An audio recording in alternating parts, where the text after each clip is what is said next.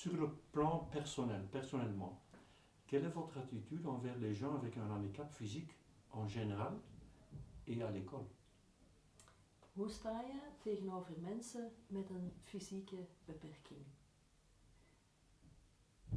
Hoe sta je tegenover mensen met een fysieke beperking op school die een opleiding willen volgen? Hoe ga je daarmee om? Hoe pak je dit aan?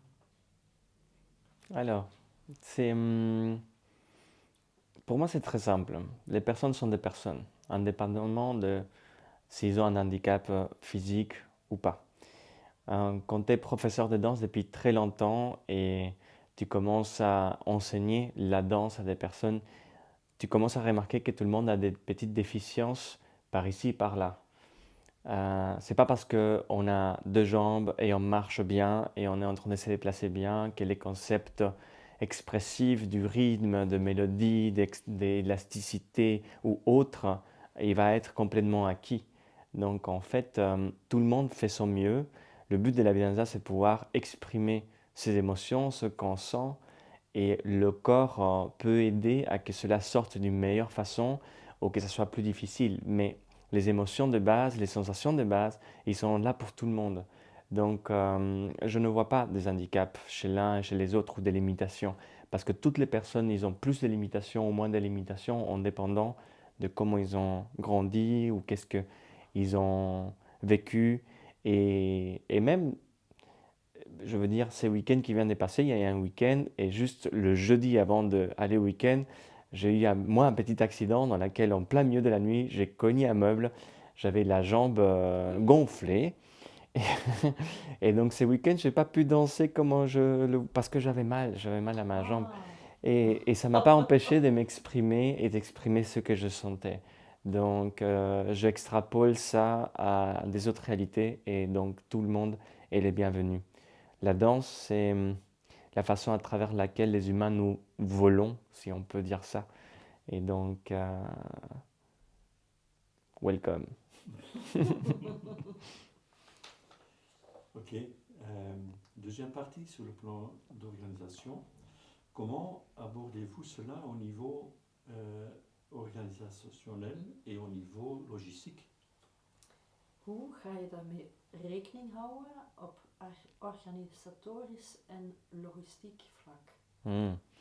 Alors, en tant que directeur, c'est super important de quand on va choisir un espace pour danser, un espace dans lequel notre formation va avoir lieu, ou même les cours hebdomadaires, pouvoir veiller que c'est un espace qui soit facile de rejoindre pour tout le monde.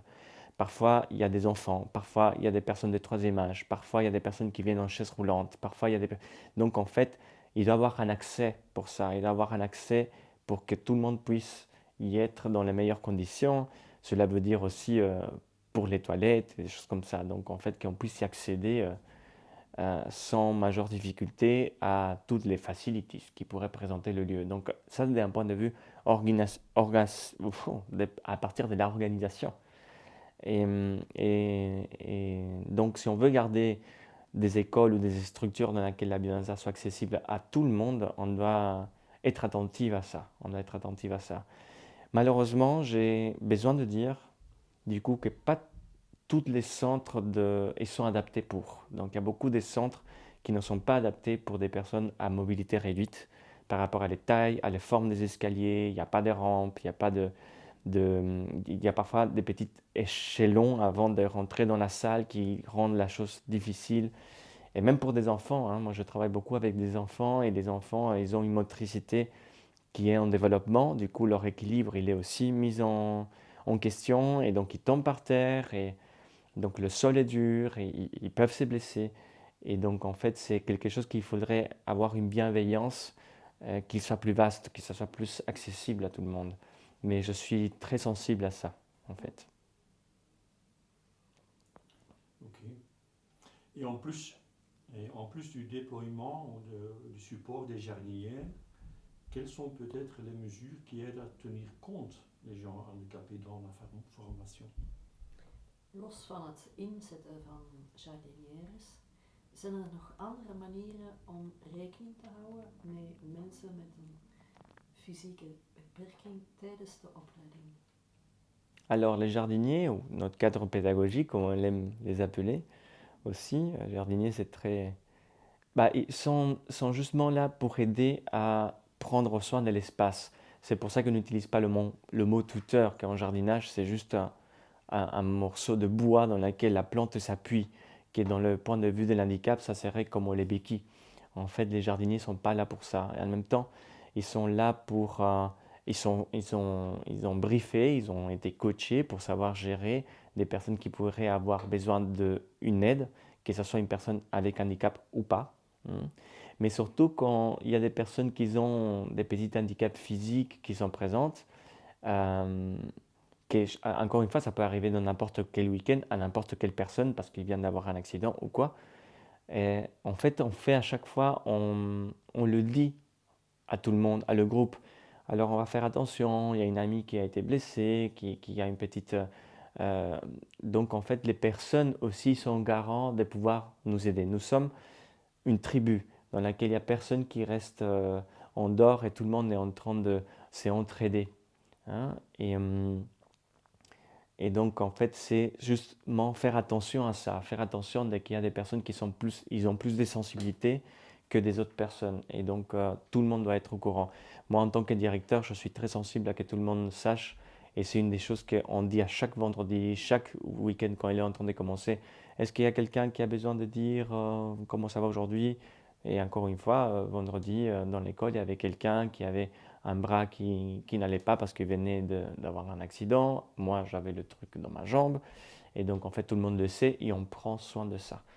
Et donc, c'est une façon que tout le monde soit au courant. Ce n'est pas quelque chose qu'on doit éviter, c'est les réalités qui sont présentes.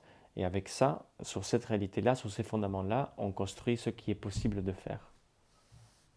Ça ne doit pas être une limitation.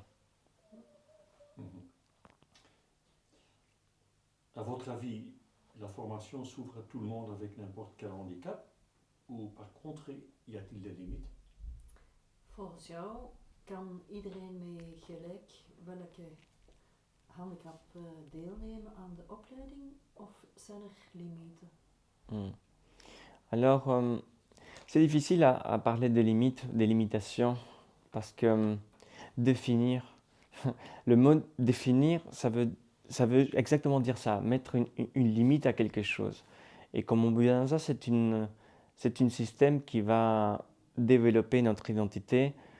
C'est difficile à mettre la limite à une identité qui est très vaste, très ouverte et il est toujours en développement. En même temps, on est dans une formation. On est dans une formation pour former les futurs professeurs du Binanza qui vont sortir donner cours dans le monde. Alors, il y a des limites quand même dans cette formation.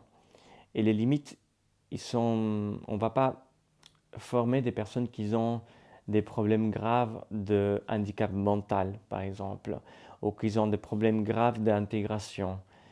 En Bionasa, on parle d'intégration identitaire. Donc, parfois, il y a des personnes qui n'ont pas encore fait ce chemin-là, d'intégrer leur identité, des concepts comme par exemple le feedback, le concept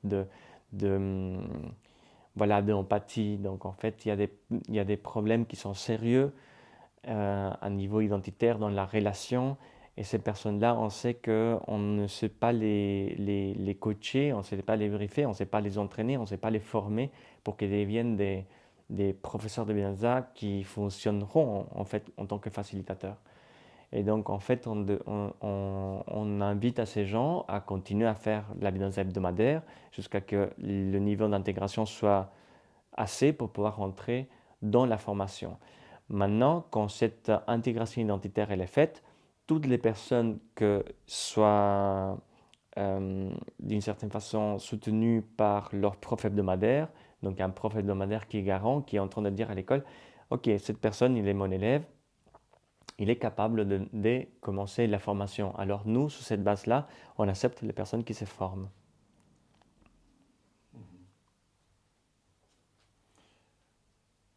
Dans la troisième partie, c'est au niveau de IBFET, la Fédération du Biodanza.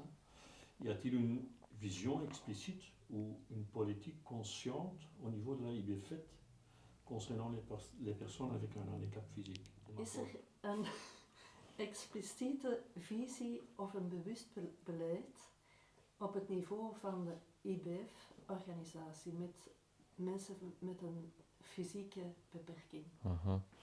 Au niveau de l'IBFED par rapport à les handicaps physiques, par rapport à la formation ou la participation même, il n'y en a pas explicitement des réglementations qui ont été dedans. Maintenant que je dis ça, il faut aussi que j'ai envie de transmettre le fait que dans le passé, ça a eu une discussion à niveau méthodologique, comment on pourrait permettre à une personne avec un handicap physique de devenir professeur de danse, si la personne ne sait pas bouger correctement, si la personne ne sait pas voilà, faire des démonstrations, que pour nous, quand même en biodanza, les démonstrations ils sont capitales, sont importantes parce qu'il y a un mécanisme sur le neurone miroir qui s'active à ces moments-là quand la personne fait une démonstration. La personne qui est en train de voir la démonstration, déjà, il est en train de danser dans sa tête. Donc, on sait tous ces genres de choses. Alors, et c'est là que je reviens à le fait que la danse, chez tout le monde, elle n'est pas parfaite. Donc, on n'est pas dans la recherche de la perfection. On est dans la recherche de l'expression de ce qu'on peut exprimer à ce moment-là par rapport à ce qu'on sent. Et donc, notre handicap, qu'il soit physique ou autre, il ne devrait pas être une limitation pour pratiquer la biodanza. Mais pour être professeur de biodanza, non plus, parce que si je pourrais dire l'idéal en tant que peut-être que être, ça serait de pouvoir voler, j'aimerais pouvoir voler. Mais, ma condition d'être humain me l'empêche. Mais alors, en fait, c'est où qu'on a marqué, à un moment donné, on a dit quelle était quelle était la meilleure condition pour aller danser. Tous les êtres, ils dansent d'une façon différente. Il y a des personnes qui, selon les yeux de qui regardent, ils pourraient danser mieux que des autres personnes. Et on n'est pas dans un concours ici. On n'est pas en train de faire la biodanza pour faire joli. Donc, et simultanément, il faut que je dise que dans le passé, il y a eu, et aussi maintenant, hein, il y a des professeurs de biodanza qui sont en chaise roulante, qui ont des différents handicaps et qui donnent cours et que leur cours il va bien. En Argentine, il y a des professeurs qui sont aveugles, en Uruguay, professeurs en chaise roulante. Aussi en Portugal, il y a eu une grande professeure de biodanza qui maintenant malheureusement elle est décédée, qui était en chaise roulante, qui l'a fait découvrir la biodanza à beaucoup de personnes. Et c'était une inspiration pour nous tous pour dire en fait la limite elle est où? Elle est dans ta tête en fait. Si tu crois que tu ne peux pas faire quelque chose, bah, tu ne vas pas pouvoir faire cette quelque chose-là. Donc l'IBFED, à un moment donné, il a tranché. C'est vrai qu'on a eu cette discussion, malgré qu'il n'a rien écrit, que pour rentrer dans une école de formation et faire ce chemin-là, il faut être intégré selon les règles de la biodanza et être soutenu par un prof hebdomadaire qui est capable de mesurer ça.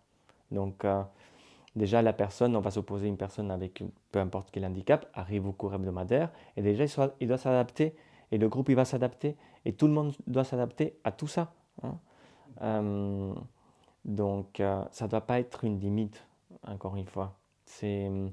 La biodanza s'adresse à les êtres humains, à tous les êtres humains, même avec des personnes avec différents troubles, que ce soit physiques ou mentaux ou autres. Maintenant, quand tu veux faire la formation, il y a une échelle dans laquelle on va mesurer pour les personnes qui ont ces troubles que j'avais dit auparavant par rapport à des troubles mentaux ou des problèmes relationnels ou autres, que cela se mesure encore une fois dans les cours hebdomadaires. C'est pour ça qu'il y a un garant. Mais l'IBF, elle est très claire en fait. La biodanza s'adresse à tous les êtres humains, indépendamment de qui ils soient, de où ils viennent, de leur religion, de leur signe zodiacal, de leur orientation sexuelle, parce qu'il pourrait avoir plein en fait de choses qui pourraient, pour certaines personnes, ressembler que c'est une limite.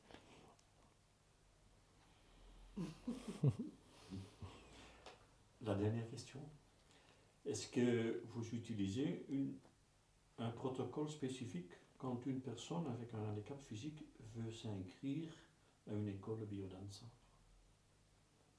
Is er een specifiek beleid dat wordt gehanteerd als persoon met een fysieke beperking zich wil inschrijven in een biodansaschool? Quand il y a une personne avec un handicap qui veut s'inscrire à l'école, tout d'abord, il rentre, comme toute autre personne, en lien, en contact avec la direction. Ça veut dire avec moi ou avec l'organisation. Il y en a un rendez-vous dans lequel on peut se voir, on peut parler Et donc, les différentes demandes de la personne, ils vont être explicités. Ça veut dire que la personne, il va expliquer, je suis en chaise roulante, est-ce que tu crois que je peux venir parce que ma chaise roulante, elle fait autant, j'ai besoin de passer par des portes, il y a certaines portes dans lesquelles je ne passe pas. Donc, en fait, la personne avec l'handicap, il va manifester quels sont ses besoins. Chose qui est déjà un protocole dans beaucoup des autres activités en dehors de la bien-être également. Et comme nous avons été prévoyants, en fait, les espaces que nous utilisons, ils sont préparés pour ça, ils sont prêts pour ça. En fait, ils ont cette capacité d'accueillir. Mais en plus, pouvoir aussi lui dire à cette personne, écoute, je vois que c'est quelque chose d'important pour toi. De toute façon, vu la condition que tu es en train de vivre, tout le monde sera mis au courant de ça et ils vont faire en fonction de pouvoir t'accueillir et aider s'il le faut ou autre. Et encore une fois, c'est génial pour tout le monde. Qu'il y ait quelqu'un qui a des besoins particuliers dans un groupe, ça aide que tout le monde puisse s'intégrer en fait. Parce que ça arrive que dans la vie courante des personnes, ils n'ont pas dans leur entourage des personnes avec des handicaps et ils ne savent pas comment faire. Et comme c'est des futurs professeurs, ça serait l'opportunité de pouvoir apprendre en direct pour avoir une collègue qui est en train de se former, qui peut avoir des limitations. Et cela, j'ai envie de le étaler sur tout genre de quels sont tes besoins subjectifs en tant qu'être humain. On a eu dans le passé des personnes qui, par exemple, je pourrais peut-être dire que c'est un sort d'handicap parce qu'on a eu des personnes qui sont hypersensibles à les parfums. Donc carrément, on sent un parfum et la personne est malade, a des vomissements, a des convulsions presque. Donc en fait, on a demandé au groupe les amis, c'est pas aujourd'hui qu'on va mettre du parfum pendant les cours et tout le monde a été OK. Et donc voilà, il peut y avoir différents types de nécessités subjectives de chaque participant. Et donc aussi les amis qui sont avec des handicaps physiques qui peuvent se présenter avec leurs problématiques.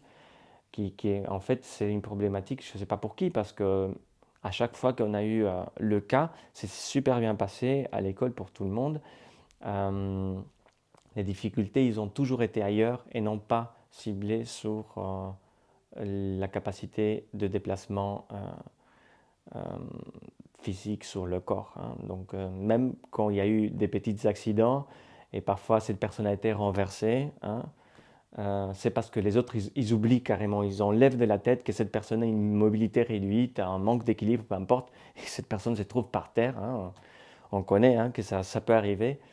Et c'est parce que tout simplement les autres, ils ont effacé, ils ont gommé le fait que la personne a une handicap en fait et qu'elle a besoin qu'on soit plus attentif. Je trouve ça merveilleux et affreux à la fois en fait que cela arrive, oui. C'est pas très chouette quand quelqu'un tombe par terre et se blesse, mais en même temps, ok. Et ouais.